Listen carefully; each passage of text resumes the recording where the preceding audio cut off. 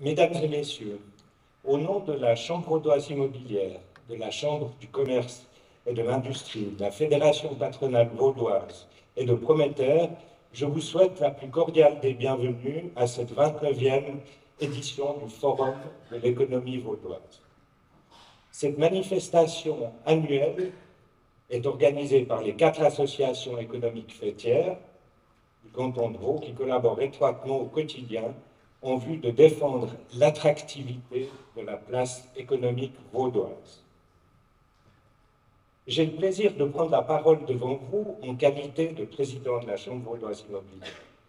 Notre association a en effet l'honneur cette année de diriger le comité d'organisation du Forum de l'économie vaudoise.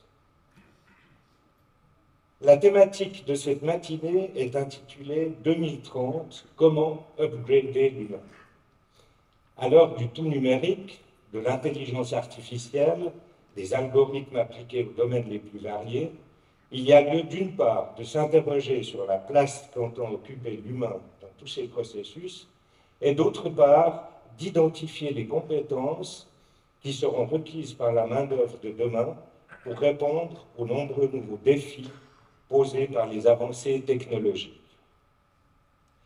À l'instar des éditions précédentes, les organisateurs du forum ont à cœur de vous proposer des témoignages de patrons et de chercheurs qui œuvrent au quotidien en tant que visionnaires dans leur domaine de spécialité respectifs. Il s'agit d'anticiper des questions cardinales et doter les entreprises des outils stratégiques nécessaires au maintien de leur compétitivité. Tout d'abord, en ouverture de cette matinée, nous nous pencherons sur les défis de la grande distribution face à l'automatisation et au changement des comportements des consommateurs. Vous le savez, le commerce de détail est à l'aube d'une ère nouvelle. Nous lèverons le voile sur quelques-uns des développements futurs de ce secteur qui visent notamment à rationaliser les tâches répétitives, à redonner au travail créatif sa juste place et à accompagner le consommateur tout en lui offrant conseils et possibilités d'interaction. Dans un deuxième temps, nous examinerons le profil des leaders de demain. Les compétences du patron de 2030, que l'on qualifie de soft skills, seront certainement bien différentes de celles que l'on connaît aujourd'hui au sein de l'entreprise, et ce, quel que soit le secteur d'activité.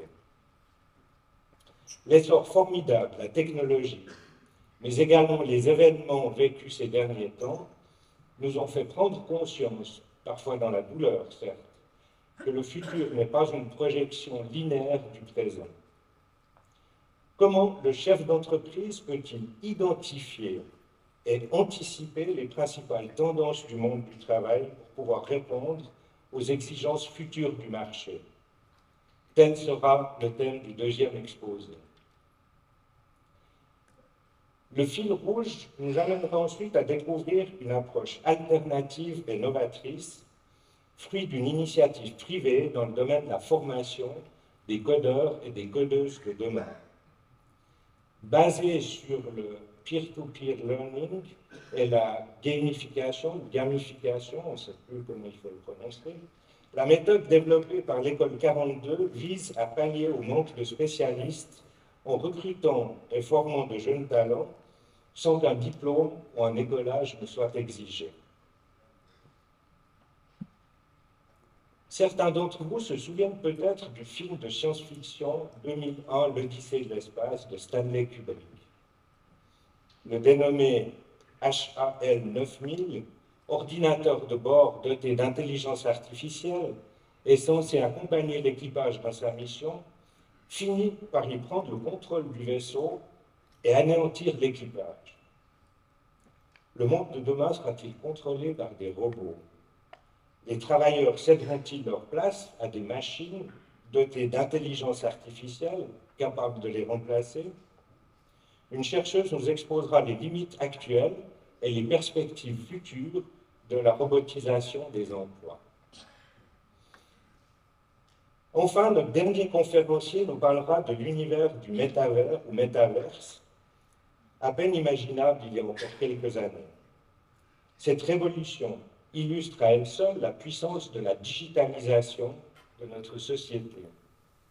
Elle constitue la prochaine itération de l'Internet, dont le marché est estimé à $1 trillion dans les années à venir.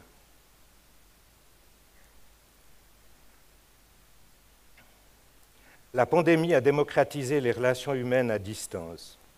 Les jeux basés sur la création d'un monde virtuel touchent un public plus large et les crypto-monnaies gagnent en popularité. Le métavers voit aujourd'hui une convergence d'éléments technologiques conduisant à une révolution digitale, économique et sociale. Mesdames et messieurs, le Forum de l'économie vaudoise nous offre aussi l'occasion, grâce à vous, de prendre le pouls de nos entreprises, de vérifier la bonne santé de notre système politique ou d'y déceler d'éventuels dysfonctionnements. S'il est réjouissant de constater que certains indicateurs restent dans le vert, il y en a d'autres qui sont malheureusement annonciateurs d'une baisse de la compétitivité de l'économie vaudoise. Cela ne rend que plus évidente la nécessité de maintenir la diversité de notre tissu économique et de renforcer l'innovation technologique dont le canton de Vaud a fait l'un de ses atouts les plus forts.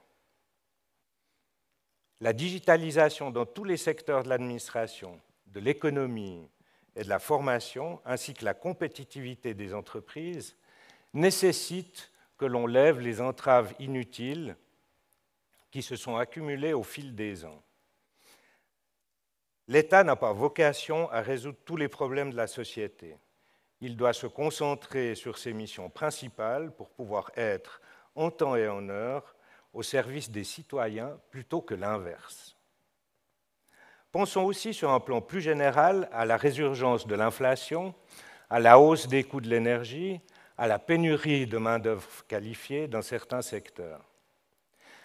Après le dynamisme qui a prévalu jusqu'à l'émergence en 2020 de la crise du Covid, un certain affaiblissement fait naître des inquiétudes réelles. Les associations économiques faîtières vaudoises s'en soucient et ont estimé utile de publier, il y a quelques mois, en vue de la législature 2022-2027, un programme d'impulsion qui leur paraissent indispensables pour maintenir la qualité de vie des Vaudoises et des Vaudois dans un monde qui, il faut l'admettre, est passablement chahuté. En parallèle, la Chambre vaudoise du commerce et de l'industrie a récemment publié une version actualisée de son étude fiscale comparative dont il ressort un certain nombre d'axes forts. Le principal constat objectif qui s'impose, c'est que les impôts sur le revenu et sur la fortune sont beaucoup plus lourds dans le canton de Vaud que dans la plupart des autres cantons.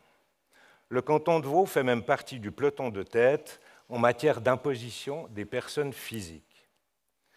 Il s'agit d'un problème structurel qui ne se résoudra pas au travers de mesures cosmétiques ciblées sur certaines catégories spécifiques de contribuables, mais bien par le biais d'une réforme des barèmes en faveur de tous les contribuables, les associations économiques y travaillent.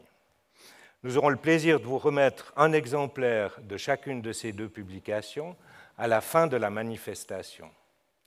Je vous souhaite une matinée instructive et plaisante et je vous remercie pour votre attention.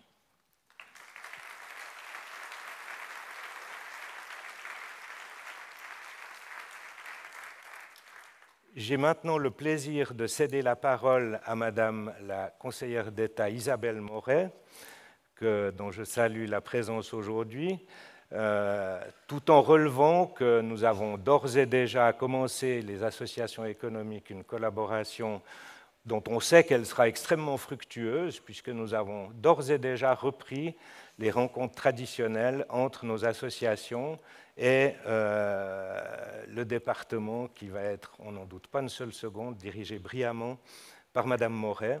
Je vous cède la parole.